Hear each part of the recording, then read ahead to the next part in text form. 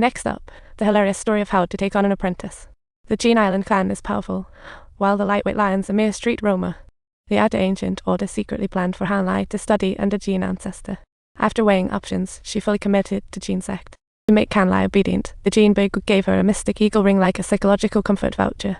Upon seeing this, the onlookers were dumbfounded.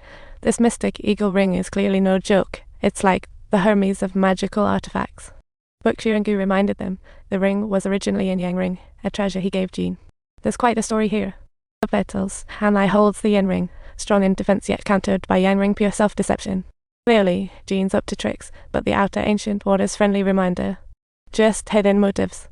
A bunch of old-timers each had their plans. While poor Hanlai was just a novice among a pack of wolves if she was a bunny before, now she's in the line. Then they reached the entrance of the frost fire path, and Yuniel appeared in his black robe, just missing the last wild beard.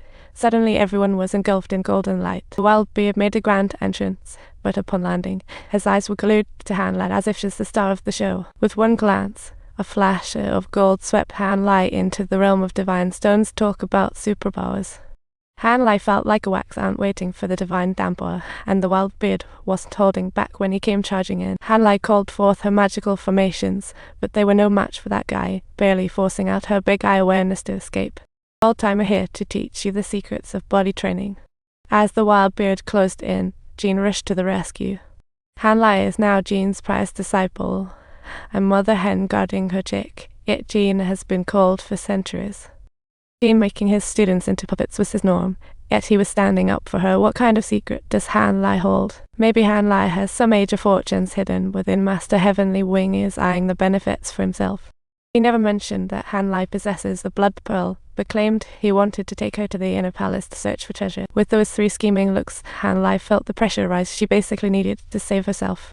Luckily, the Frostfire Path entrance opened, and everyone with motives rushed in. The raid teleports randomly. Gene gave Hanlai a multi-element jade for fear she couldn't pass. Then he enlisted the wild beard to assist, giving her a nice pearl like a double insurance policy right there. Under the watchful eyes of the three conspirators, Hanlai gathered her courage and dove into the lava path. Inside the lava path, the heat was unbearable, and facing flying beasts, Hanlai had to tread carefully. Luckily, Hanlai scored a fire resist robe from a previous encounter. Talk about safety first. These beasts weren't too strong, and with her set of magical goodies, she made it through quite easily.